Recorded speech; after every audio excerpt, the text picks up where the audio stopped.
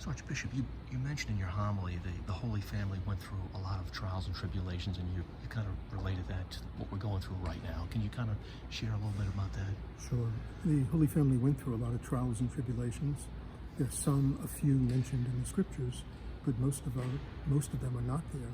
We can only imagine what they went through. And so we know that Mary and Joseph went through her becoming the mother of the Messiah by the Holy Spirit. We remember that Herod was looking to kill him. We remember that Jesus got lost in the temple.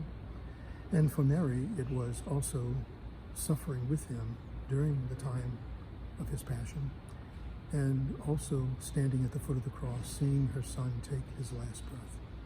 They had many trials and tribulations, not the coronavirus, but many trials and tribulations. And as we look at their life and we find strength from them, we have the strength to deal with our own issues, whatever they may be, and also the challenges that we find ourselves in at this time of the virus.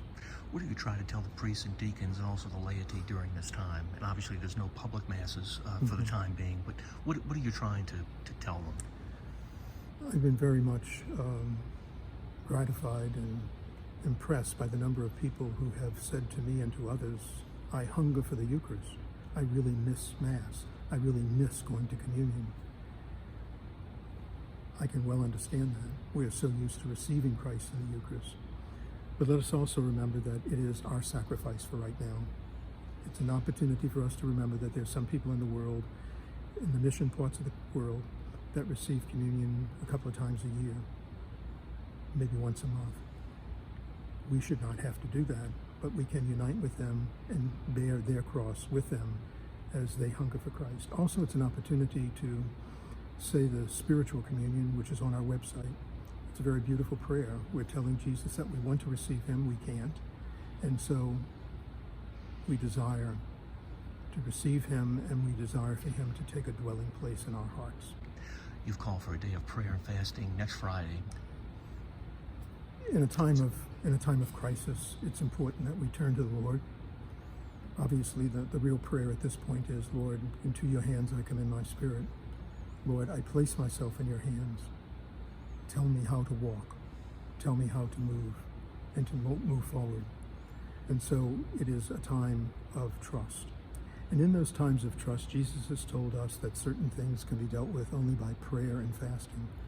So I have called for a day of fasting on next Friday. I'm asking all of us to spend a bit more time in prayer, our own personal needs, but also to embrace the coronavirus and to pray for all that it has been for us and will continue to be for us in some real challenges.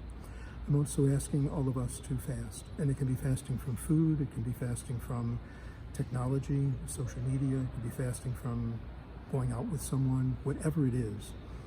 It's an opportunity for us to sacrifice and to be able to say, as I hunger for food, Lord, I really hunger for you more than for the food.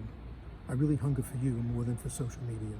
It's an opportunity for prayer and fasting, and I ask you, beg you, to join me in that prayer and fasting next Friday. People are anxious because of the fear of the unknown. How would you hope that they might be able to respond to what's going on right now? It's an opportunity to tell God, I really have no power.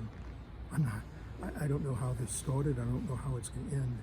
And so I come before you. I place myself in your hands, and I trust you. I don't know how it's going to play out, but I trust you.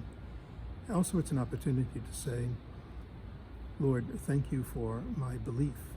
Help my unbelief. Because I think all of us at this time struggle with belief. What's going to happen? The unanswered questions. And so it is an opportunity to say, Lord, I thank you for my belief, but help my unbelief.